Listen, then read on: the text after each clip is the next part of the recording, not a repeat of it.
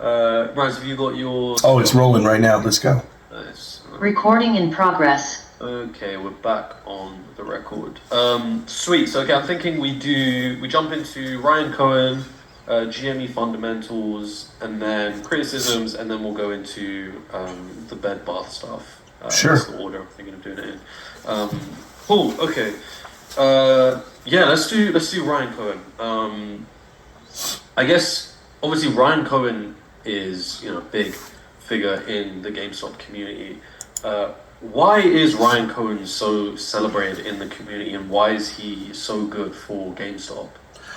The question is, why is Ryan Cohen so celebrated in the community? Well, one, I didn't know who Ryan Cohen was when I first started reading about GameStop. But once I found out that he was invested and he had this idea or this transition, this vision for GameStop, I did a lot more research. And so he has a track record where he buys things and or he invests into things or he supports things and then he sells them off eventually. And this was the argument that I had with my twin brother where we were talking about why is it a good investment? He goes, oh, well, Ryan just gets into things and sells them. That's all he cares about. It's not him forever. And so as I started doing more homework on Ryan and I started doing more homework on GameStop, I felt that this was going to be the time where Ryan Cohen made GameStop his identity. This is his baby. He sold off Chewy too early, too soon, but who wouldn't for that payout, that cash out that he got? And now he has the ability, now that he has the wealth, now he has the time and energy and the youth to get behind it. So I think everyone can see themselves within Ryan. He's a young guy who plays video games or who understands the model of it and not just gaming, but e-commerce itself. So that's what spoke to me. And that's why I am drawn to what he's doing, and I fully support him 100%. I think it's interesting because Ryan Cohen seems to...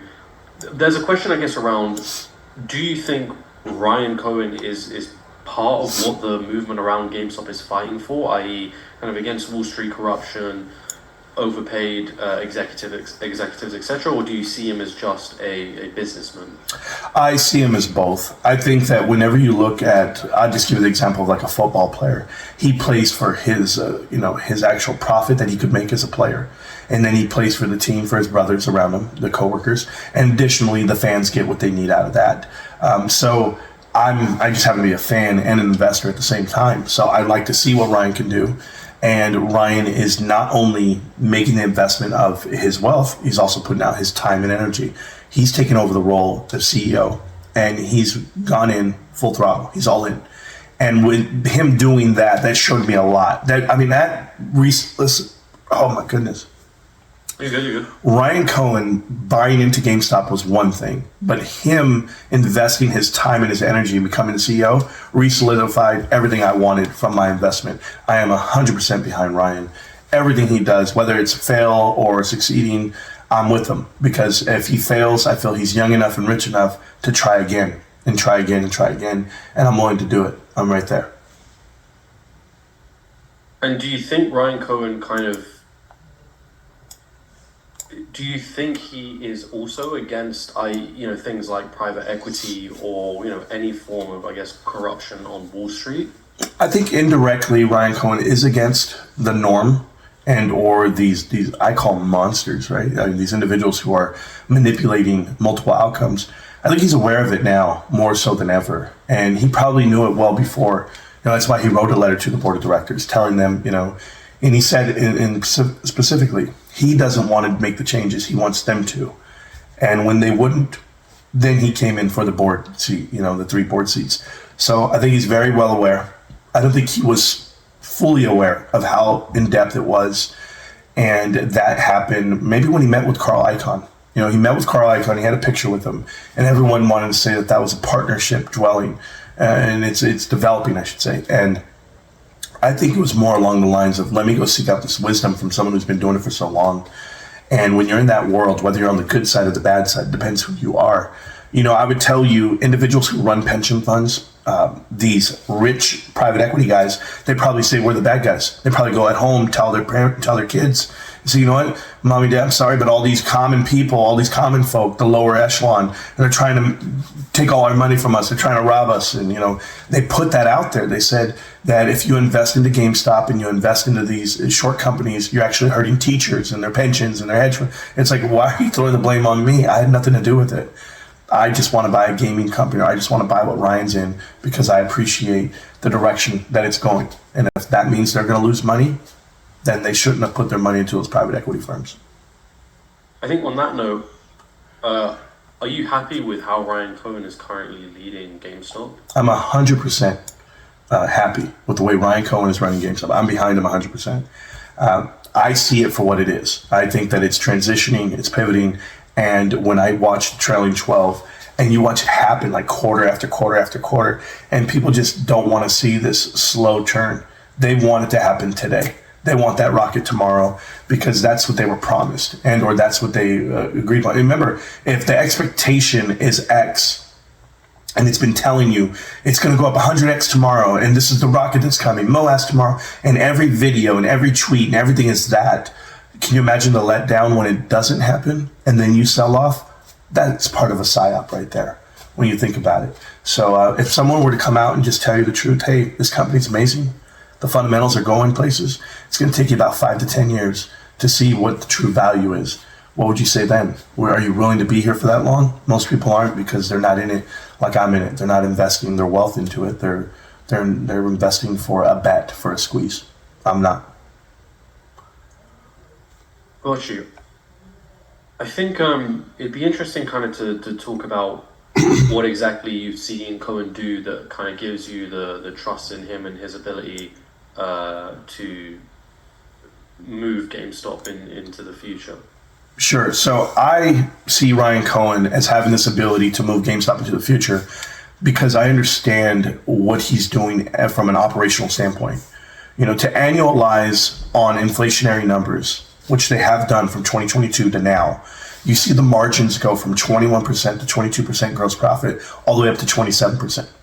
Those 500 basis points, that 5% swing is massive to the bottom line when you're dealing with billions of dollars. But what it does tell you is that Ryan Cohen understands the footprint and how to become nimble, right? To run a different business. And the cuts that are made are mandatory. Yes, you are resetting the breaking point, but they've adjusted the hours of operation. They've adjusted pay. They've done holiday pay, so they're no longer open on holidays. They're instituting a sense of culture for the company. And I've seen it happen. I've studied GameStop. I've studied Costco. I've studied Sam's Club. I've studied Price Club. I understood what retail did to transition for the future. And I see it coming from a mile away for GameStop. I really do. Ryan is doing the right thing. He has the right people surrounding him, whether it be Larry Chang, Alan Adel, and the rest of the board. It's the right thing. They're really doing a great business, and I'm happy to see it. Apologies, James. Did that cut out for you? Yes, just slightly when you were just beginning. Sure. About holiday pay, I think was where it cut out for me. Okay. So, Do you mind if we just yeah, no problem. So the question is, how am I so confident in Ryan Cohen and the way he's leading GameStop? And what gives me that confidence? And I would just tell you that from studying Saul Price, Jim Sinegal, other retail monsters, the guys who were the titans of retail throughout the 70s and 80s, I see the same thing happening with this new transition from e-commerce to brick and mortar and then to us, final delivery for the people. I think GameStop's going in the right direction. I've seen what they've done. They've cut out the balance sheet. They cut out their footprint, but yet didn't lose the top line revenue. That gross profit margin has been increased over those inflationary numbers over this whole last year. So whether the economy's booming or not, it tells you that they're renegotiating everything from the hours of operation to the pay for the executives themselves and the hourly employee to their benefit programs. So when you reset the whole culture, the new employee coming in understands what the mission statement is, what the culture is, and what the code of conduct is. So that's what I'm living by when I see GameStop doing the right thing. If I saw GameStop making poor transition and they're making bad business decisions, I would call it out in a heartbeat. But Ryan's not doing that. He's doing everything that I would do from an investment standpoint, and I fully support him. How big, I guess, is Ryan Cohen a part of why you are investing and continue to invest in GameStop? Because it sounds like he's a big reason for why you continue to believe in the company. After studying what GameStop is, I've felt that Ryan Cohen is the number one factor for me to invest in the GameStop. He is the X factor. Now with the new developments that he has the ability to invest his wealth behind GameStop's current cash on hand and marketable securities, that kind of told me the route they want to go. They want to go into this holding company route. And so if you're going to become the parent company of other companies, the value is infinite, but it also has tax implications for him. So that means that he's being mentored and told by a lot of smart people what to do next. Or maybe he is that smart. I'll take both sides of that coin. But I've never faltered from it because I saw the improvements on the balance sheet, the income statement, and the cash flow chart. I saw the improvements quarter after quarter after quarter. Over these last 8 quarters, it's been heading in the right direction. I said, okay, well, now we're going to see profits. What's the next thing they can tell us? What can they say next against GameStop, the meltdown crew, right? The criticism against GameStop is that the industry is dying. And I'm like, well, are we kidding right now? Gaming is everything. It's just, what are we going to focus on? And right now, GameStop is doing just that. They're doing great from my standpoint. And I'm very happy. I just want to put it out there. I'm very happy with whatever Ryan's doing because I feel that he's the next up and coming everything. I think he will be the next Warren Buffett. That's the way I see it. Nice. I think an interesting one is there is a lot of time spent, not even necessarily in the GameStop community only, but it certainly happened there where, you'll see people kind of spend a lot of time analyzing Cohen's tweets, all the little bits and pieces where he does communicate with the public, which obviously he doesn't do that often. And they'll spend quite a bit of time kind of looking through the tweets, trying to search for potentially any deeper meanings around what he's planning or what he's looking to do. I'm curious about whether you have any thoughts on that, whether you think that Cohen is trying to communicate with retail investors through things like tweets. Well, me personally, I don't pay attention to Ryan Cohen's tweets. I know people do. Some people try to overanalyze them, see do they have deeper meaning.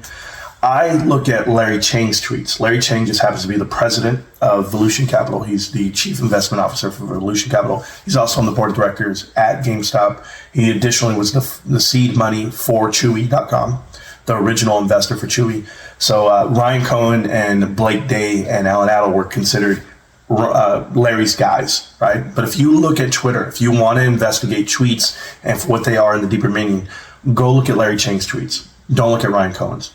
And when you say they don't give out guidance, I would tell you Larry's tweets give out all the guidance in the world. And it tells you exactly what's happening with GameStop. And it's actually educational. I don't know if you guys read them, but you should, in my opinion. Oh, shoot. I think that kind of wraps up most of the questions I had around Ryan Cohen. Did you want to add in anything, guys? Yeah, could you just when you were talking about Larry Chang's tweets, could you expand on that? Maybe if you're able to give an example, that would be really useful.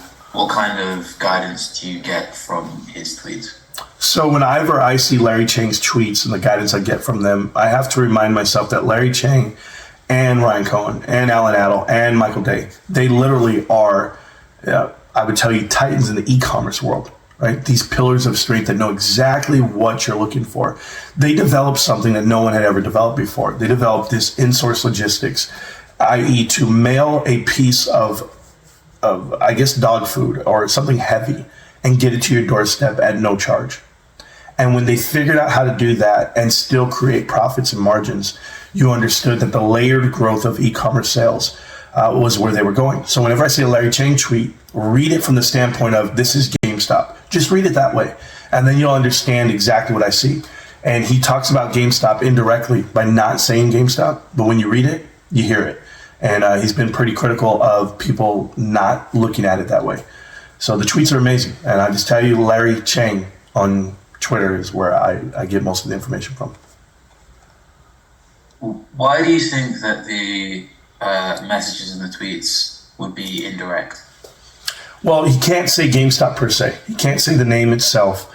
But when you do read them, and I'm going to go to it right now as we speak, just so that I can give you an example. Larry Chang, he's going to tweet out, and let's just say he talks in general. He goes, when large boards announce difficult decisions where responsible minds can disagree, they likely become a unanimous vote or non-unanimous, meaning, are you willing to speak against your board? So he tries to give you the idea that not everybody agrees with what's happening with certain companies or certain investments. And he'll break it down. He'll break it down verbatim, and he'll tell you, well, you know, an investment. And I'll give you this example too, because that was a poor example in the way that I want you to see it. He says, when you're resetting your balance sheet and your leadership team, and you're cutting all losses, understand that you're trying to get to the ground level. Now you will start growing in a new direction. And he basically tells you what GameStop's doing. So if you talk to enough successful leaders, they often have one thing in common. They're uncomfortable in reality about their success and reflection. And that's the success of the tenure come down to a couple of key decisions. 1 or 2 transformational hires will change the difference in the trajectory of the company. So he tells you like how they're doing it, like how GameStop's laying it all out. But he's been tweeting for the last 2 years, literally the last 6 months, nonstop about how the company's running or how he would run a company. And just so happens he's invested in 2 companies, or he's on the board of directors for 2 companies that matter, and that's Grove and GameStop. So he's doing a great job from what I can see and what I read. He's starting to do giveaways like Bill Pulte, and that's where I had a problem with it. I was watching what he was doing, but he's just trying to generate interaction, and he did. His Twitter went from 5,000 followers to 50,000 recently, maybe 40-something thousand followers, but I think he's at 49.9. There you go. So it's just one of those things for Larry to put out tweets and give out the information like he has been. I think people need to pay attention to Larry Chang's tweets. They're educational for anyone who's trying to run a retail company. You should read them. Just to be doubly clear, why can't he mention GameStop explicitly in his tweets? I think Larry Chang doesn't mention GameStop in his tweets, and he'll mention Grove, but not GameStop. It's because he doesn't want to come under the same scrutiny that Ryan does. He doesn't want to get into any legal battles of having influenced the crowd to invest and or to hang on to their shares. It tends to be the focus point for a lot of people. This is why Deep F in Value, DFV, got into trouble, because people were saying that he was telling people to invest when all he was telling them was what he was buying. I do the same thing. I tell you how I invest, I tell you what I'm buying. I'm not telling you to buy it. I'm letting you know exactly what I've been buying. And if you agree with it, then great. You do whatever you got to do. Even if you sell shares, I wouldn't care. But I think Larry skates that fine line of not putting the name or the ticker in there for that reason. Okay, cool. And then just finally, do you think, you said that you don't tend to pay attention to Ryan Cohen's tweets right now. Do you think he has ever used his Twitter as a means to send indirect messages to retail investors? I think there's only been one moment in time where Ryan actually sent out a tweet to retail investors. And unfortunately, I can say this and it might get him in trouble, but you know, it is what it is. I say the truth. He put out a fist bump on one of his tweets. And the fist bump was on April 16th, 2021, I believe. And that's when DFV posted that he doubled down on GameStop shares. He bought in for 150,000 shares. And that's when he exercised his options at like $13 a share. The stock price was north of 200 or whatever it was that day, but or maybe 180. I'm so sorry, it was 155 that day. So he went ahead and doubled down. And when you saw that, I saw the tweet come out like a fist pump, like a salute to DFV to say, "Hey, thanks. You're on my side. You're on the team side." So I did see that. Okay, cool. And when you say this might get him into trouble, could you just expand on that briefly? Yeah, so Ryan and DFV, everyone involved in GameStop, they're afraid to have that interaction because, you know, DFV was called to the Hill. He was called in front of Congress because of his interaction with GameStop in the community. And I know Ryan's drawn so much scrutiny, and you got to think about the lawsuits that are against him. And Bed Bath & Beyond, people are saying he's pumped and dumped on the stock when all he did was buy in. He filed a filing saying he's going to sell, and he sold. Nowhere in there did he say, "Hey, you need to buy it. This is what I'm buying," or any of that. He understands the influence he has on America and people out there, and people can manipulate that for a lot of different reasons. I will just tell it to you like this: I did not see one person make one video about Nordstrom. Ryan Cohen bought in the Nordstrom at 4.7%, and nobody bought in, and no one made a video about it. No one went crazy about it, but yet he bought in. So, and that was announced. There's different plays being put out here, different manipulative plays happening via these tweets and via the information. So I think Ryan's very aware of the influence he has on people. Great. Yes, cool. I think cool. I think we're good to move into the GME fundamentals. My favorite part. I think I think what I wanted to do was kind of get you to potentially give if you were to sort of list out, on a bullet point basis, Sure. Reason 1, reason 2, reason 3, reason 4, as to why you think GameStop is a good company based on its fundamentals. Sure. So so imagine if we're sort of listing reason 1, reason 2, reason 3, reason 4, as many reasons as you want to go into. I guess probably ideally the top ones in your book, yeah. So the main reasons why I invest into GameStop or why I give information on GameStop, the fundamentals, right? So the first thing I always want to tell people is the sector of gaming and retail is minimal, i.e. there's not many players there. So GameStop just happens to be the only company right now that's selling gaming computer components, a direct one-stop shop type deal. I'm not going to compare it to Best Buy or Walmart. I'm just going to tell you there's not another retail store in the sector. That's one key factor. So competition is minimal on that end. Another additional piece on this is GameStop has a balance sheet, i.e. assets over liabilities of 2 to 1. So they're in the plus side, meaning they have minimal debt. So to operate at the cash flow is one thing, but to operate where there's no debt, no long-term debt, they're not borrowing money. They didn't borrow money during these high inflationary times. They didn't borrow money while the covenants are high. The percentage on the bonds wouldn't be in their favor, but they have this ability to do things that other companies can't do. Because the pressure from the short sellers mean nothing at this point when you borrow no money. The cost of capital is minimal at this moment in time for GameStop, and also the customer acquisition cost. This is a legacy business. People are gamers from start to finish. So I always think about the customer. And when I think about it, we were all customers at one point when we were children. We now have children. And it's going to be generational growth from there. That's a huge benefit to the bottom line on fundamentals. Another thing are games themselves. These titles are made, and these titles will push out console sales. I know that Grand Theft Auto 6 is coming out. It's one of the third largest game in the history of all time, aside from the free games like the Fortnite and Call of Duty that are free at the moment. But these games that come out, they actually drive console sales. And you haven't had a game drive console sales in the last 2 to 3 years. So for the fundamentals of GameStop to be where they're at, to have the shortage on the chips themselves for the PS5s and the Xbox S and X, whatever came out, you're not having those issues anymore. Supply chain issues are not the issue. So I think about the inventory itself, the industry you're in. Now we'll talk about real fundamentals, and I'll give you this example. GameStop top line revenue is flat. It's relatively flat from year versus year, but people will tell you they've fallen off around $300 million top line revenue. Yet they've had an increase on gross profit. So when you have an increase on gross profit over that same timeline, what did you really lose? You cut off the fat, you cut off the excess. And that excess was the over leverage of what brick and mortar has been over the past couple of years. It's what you call overstored. GameStop used to have their footprint so large. To have 7,000 GameStops is ridiculous. You're oversaturated. But they're now down to 3,000, and that number might even shrink below that. I'm just talking about the US per se.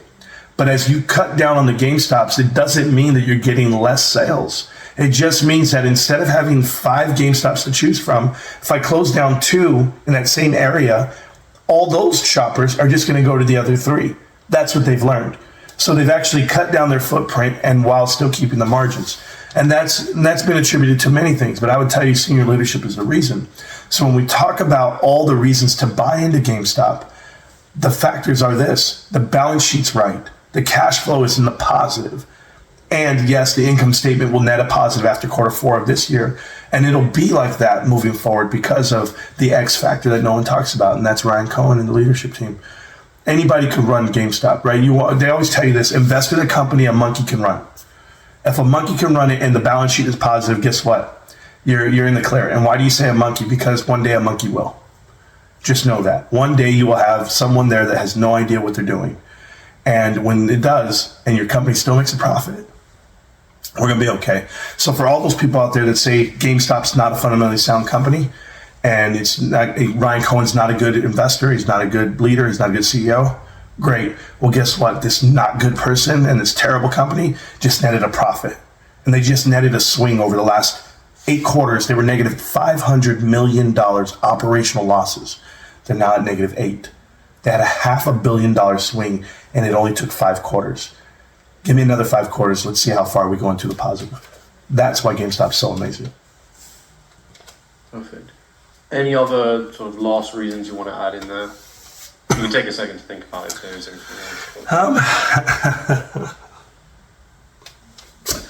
I would tell you GameStop is an investment that I've studied on for a long time.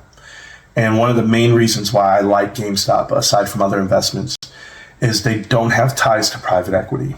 And what I mean by private equity, there's so many private equity things that can happen. There's venture capitalists, there's these leverage buyout companies, there's people that buy up debt and offer financial services and or gymnastics to succeed and survive. GameStop has none of that. GameStop has something that no one else does. GameStop has a billionaire buying his own shares, supporting that company, and he's working for it for free. He doesn't take $1. Ryan Cohen, the CEO, chairman of the board, does not get paid $1 because he's willing to take his investment for what those shares will be worth in the future. And if that doesn't give you any indication of what you should be investing in or how you should invest, I'll invest with the billionaire who needs his value to go up for him to make a profit. I'll let the work speak for itself. Sweet, brilliant. And then I think as an interesting question, if you could boil it down to like one thing, what would be the main reason that you believe in GameStop's future? If I could tell you the one reason why I believe in GameStop's future, I believe in you. I believe in the people that support the company. This community has been everything that I've always wanted it to be, and so much more. And it's growing every day, brick by brick. But whether Ryan Cohen were to die tomorrow, right, just up and vanish off the company, are the fundamentals still the same? They're still the same. So the next person in charge will still have this ability to transition and pivot and see gaming go beyond what it is. I don't want Ryan gone. I want Ryan here forever. I do. But the reason why I would invest is because there's people like me, there's people like you. And Ryan, that's a killer combination. It's a killer team. Got you. I think there was a question I remember I had asked you before as well. Curious as to whether the answer has changed. Sure. But would there be anything that would cause you to stop believing in GameStop or its future? Yes. The question is, would I ever stop investing in GameStop or not believe in the future of GameStop? Yes. If GameStop were to do things that I would never do as an investor, I see multiple companies do things that I would never do. To do share buyback program when you don't need to do a partnership with failed companies, i.e. try to save someone else in the retail space. I would never do any of those things. And whenever I see it happening, I say, why are they doing that? Or why are they talking this way? I'll give you one glaring example. It's been pushed out in front of me as a PSYOP for the last year. GameStop needs to pair up with Bed Bath & Beyond because they're going to form a company called Teddy, which Teddy already exists. And GameStop's going to go ahead and partner up with Bed Bath & Beyond because some YouTubers told you they would. That is crazy to me. I think that people don't take into consideration the culture and what it takes to actually transition 2 companies into one. The leadership, the responsibility of final delivery, things that people take for granted. You can't teach it, you can't buy it. There's a reason why 7 companies haven't got together and merged and beat Amazon. It doesn't work that way. It'll never happen that way because someone will be in that room with a voice that doesn't need to be heard. And Bed Bath & Beyond, as of now, does not exist and it never will. It's been written. So when people tell me what would take me out of GameStop, it would be something dumb like that. But I don't think Ryan will ever do that. man. I think he's too smart for it. It's my opinion. Got you. Cool. Is there anything, Eyes, that you wanted to add in before we close off on the fundamentals section? Not if there's nothing else that you want to add in. No, I think I got everything there. Anything, Marantz, anything else that you want to mention? No, we're doing great. We're doing great. I wish I had my voice. That's all I can tell you. I don't have my voice. You're good. Honestly, I think it's fine. I don't think it comes out at all that you're ill. So. Oh, you're crazy. This is not. Yeah. I got you. No. You're totally good. Okay, cool. I think I'm gonna move to the criticisms part before we jump into the bed bath section. Put a picture up. I want to know who's saying these things. I want to go. Let's go. No. We'll jump into. I also mentioned as a side note, obviously, I'd love to get you on a call. We've got like a financial analyst guy that I think it'd be a great chat. I think between you two, not as like some crazy. No, I don't take it that way. Back and forth, but. Yes, we'll talk more about that maybe afterwards. But I guess so. What would you say? I think to potentially, experts or I guess people who work in the institution side of things that would say that Marantz is wrong. His theory around GameStop it just doesn't seem to map out. Neither does his concepts around what private equity are doing, or the idea that GameStop is so heavily shorted that it could lead to. An event in which you'd see this cascading effect of hedge funds collapsing, pension funds, etc., etc. Well, so James, you asked 3 questions there, and they're in depth. The first question you asked is, what would you say to industry analysts that say that my evaluation of the balance sheet and the projection for the company is wrong? I would tell you to them in the financial world that they just don't know how to do simple arithmetic. It's plus and minuses at this point, and we've guessed the profit margin and or the earnings report to a T over the last 2 years.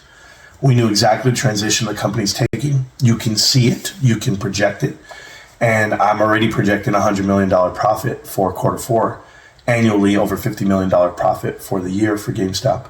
The trailing 12 is going to have a massive increase, and it might even be more than 50 if I do my math, and maybe 100 million straight. But cash in its sense is going to be up $300 million for the year. The operating margin will be that $100 million increase. So yeah, they're all wrong. They're all wrong, and I've been saying it for years. And this is the time for them to be wrong, because GameStop did something that no one knew they were doing, except when I was breaking down the balance sheet, I would tell people, like, oh, they're hiding their profits. I do balance sheets for a living. That's what I do for my company. And when we talk about moving around numbers or our expenses, we put things in certain categories for a reason. And I don't want to say like they're manipulating the market or doing any of the above. You just have to know how you hide the expenses. They have hid multiple expenses within their SG&A, and it's for the big surprise moment coming. For their SG&A to be down to $296 million for the last quarter, that was unbelievable. You averaged $400 million last year per quarter. They're at $1.8 billion in SG&A. Okay, they're down to 1.4 on the trailing 12. They've lost $400 million in expenses. That $400 million gets swung over to profit. Like, people have to understand how this math works, and Wall Street doesn't want to give you the true number because, well, multiple reasons why they don't. Analysts stopped covering GameStop 7 years ago. I'm so sorry. 7 analysts stopped covering GameStop 3 years ago because they said we don't want to give it an evaluation anymore. So they're in the clear, or maybe they just don't want to conspire with what's happening right now. Wedbush is the only analyst giving out a price target for GameStop, and you wonder why. They were short $1 billion in January 28, 2021. And Michael Packer's in front of every TV and computer he can get in front of to say GameStop's terrible and Ryan Cohen doesn't know what he's doing. He's a failure. So Nick McKay's the same way. He works for Wedbush as well. So those industry experts don't know what they're talking about, or they do know, and they just willfully put out the wrong information. The next part of that question where you said was, not only do I feel that they're wrong, but where do I think that I'm wrong in all of this? Like, if I am wrong, the evaluation of what I think private equity is doing to the company from within or from the outside looking in.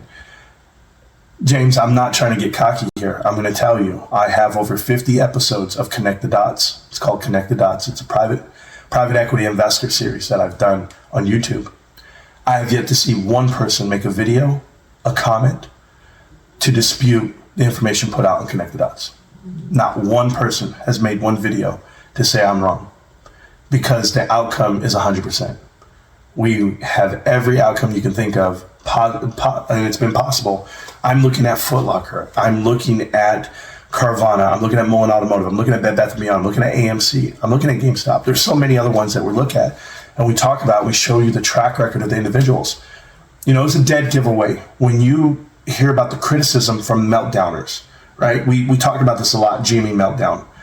I might have my biggest fan base from GME meltdown because they agree with me on every single other investment with the exception of GameStop.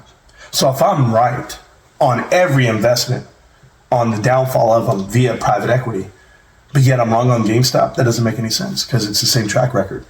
So shout out to the meltdown. Shout out to those guys who believe in me, but then at the same time wish, ill will towards GameStop because of it being correct. They're wrong. They're fundamentally wrong. They're just a bunch of guys who can't see the forest through the trees, and or when they're reading balance sheets, they're CPAs. I've had conversation with these guys. I've been involved with them on the channel, multiple videos people make, and they were all right for a week, for a month, for a quarter, for a half a year, for a year. They will not be right forever. They're going to be wrong real soon. So time's up on everybody. Honestly, James, within 6 months from now, what is the narrative? GameStop's not profitable? They are. GameStop burns cash? They don't. GameStop's losing top line revenue? They grew on gross line profit. So what is it that they're saying is not going to happen versus what is actually happening? That's the truth. Bless you. Perfect. I think we may have jumped ahead just a little bit, but I was going to maybe we're rushing some stuff here. Yeah, no problem. But yeah, I guess start with can you explain what is the GME meltdown subreddit? So the GME meltdown subreddit, what is it? First, GameStop has a subreddit, multiple subreddits. In the past, it was GME, and then there was just regular GME, and then there was Superstock, and it ventured off to GME Jungle, some other stuff. And AMC had their AMC subreddit and an AMC meltdown subreddit where no one wanted to talk about positive about AMC. They wanted to be negative. But when you saw GameStop meltdown, I was like, oh my goodness, this is just straight hedge funds. It's just people that wish the worst upon GameStop, and you read it. And then I found out a lot of them are educated individuals, right? Lawyers, CPAs, financial analysts, some really smart guys from that side of the aisle. And so I start interacting with them, and I start talking to them, and they start helping me out with how they view the company, and that helped me come up with how they're wrong. Like, I saw their shortcomings. I was willing to listen to the argument. That was the whole deal. If you ever want to see where you're headed, or if you're headed in the right direction, go listen to the criticism of. So I go over there quite often, or they come to me and we talk. And we talk plenty of times. I've had so many individuals come to me, tell me, Marantz, you're wrong. You've been wrong for 2 years, 3 years. And I said, that's great. I'm wrong. But what are you going to say next quarter when I'm not?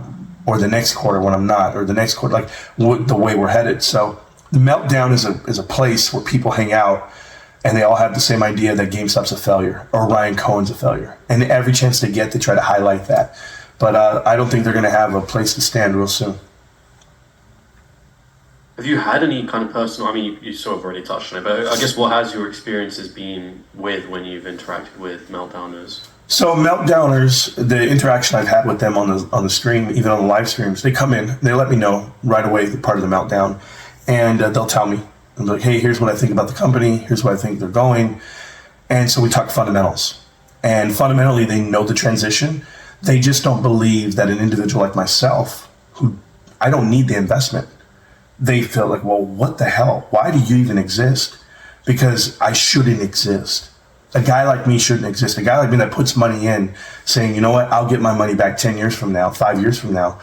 They don't understand it because they're all about making money today or tomorrow. A lot of them are day traders. A lot of them give you the idea that they're making money writing covered calls and selling cash secured puts. And that's the way they're going to make their profits off this market. And I tell you, I just go to work. So, I ruined their day, sure. And they knew they couldn't buy me. They couldn't influence me. You can't buy me out. No amount of money is going to trigger me to say something that's not right. Hey, gentlemen. There are meltdowns. I'm so sorry, Yes. James. Can Yeah. you give me a second? I have to address something in the house. I can hear it Yes, through of the walls. course. Just, I'll be right back, guys. I apologize, okay? Yeah, totally good. Don't worry. Thank you. It's all good.